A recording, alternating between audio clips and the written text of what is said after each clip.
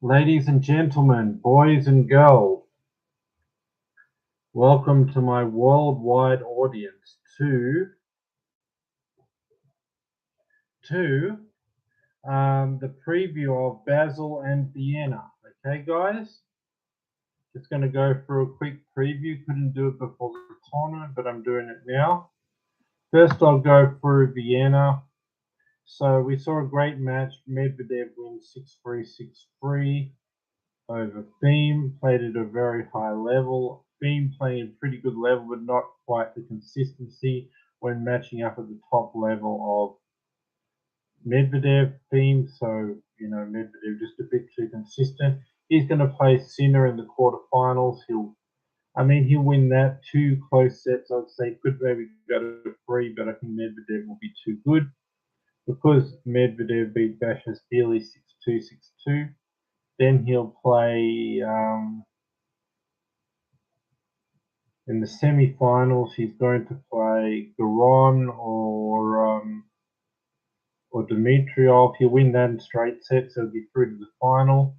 Other side of the draw, we've got Korik against Hurkacz. I'll give that to Hurkacz. He'll be in the semi-final.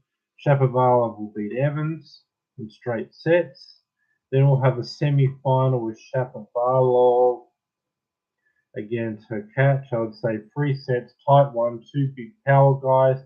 Just a little more power, a bit better with the consistency for Hurkacz. Then he ends up in the final against Medvedev. Hurkacz Medvedev final here in Vienna. A lot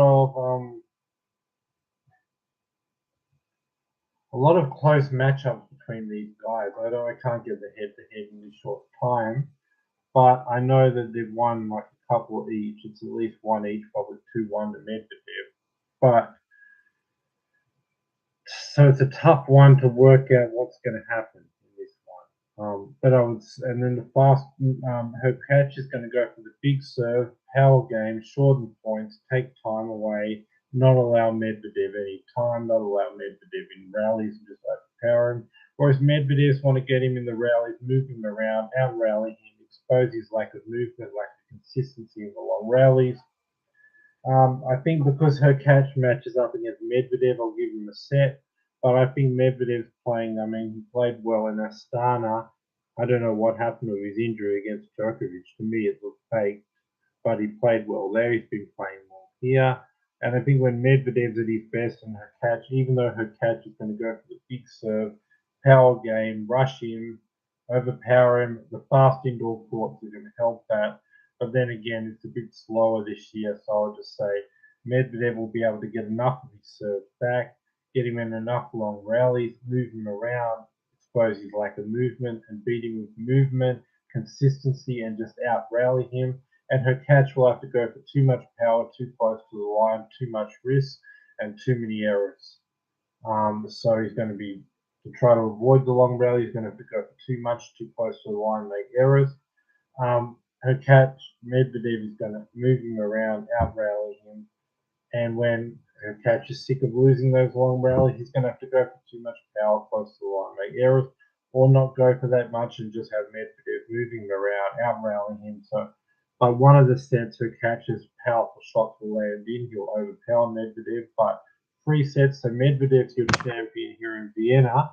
Let's go over to Basel to look at that draw.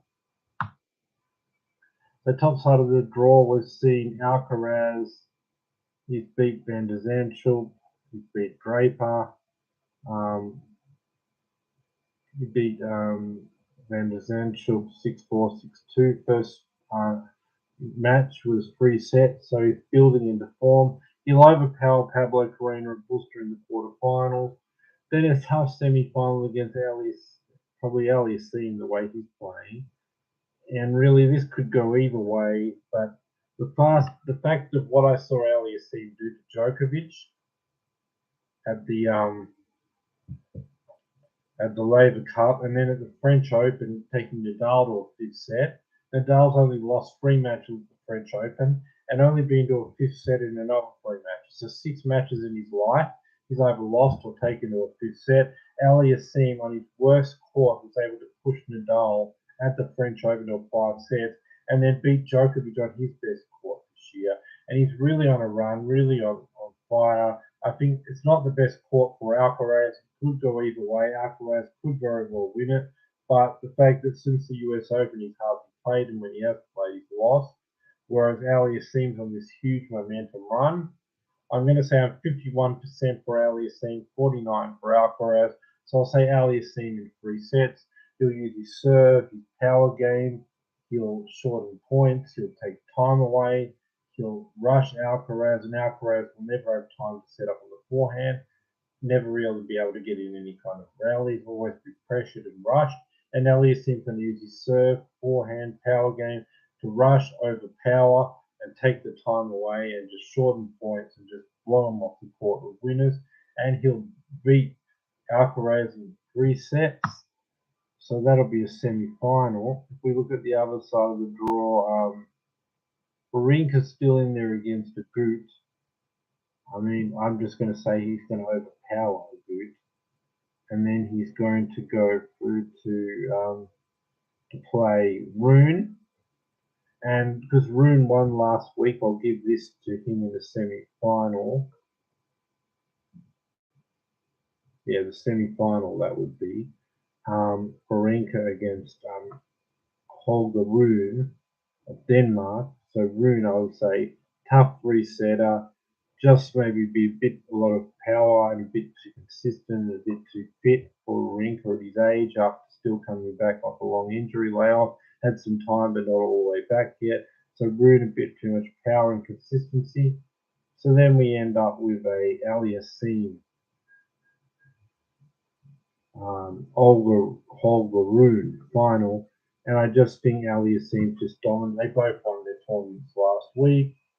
But Aliassime, like the level that he's shown to beat Djokovic and to push Nadal to 5th set at the French Open and being on a run right now. Yes, Rune's playing too well, but Rune prefers clay.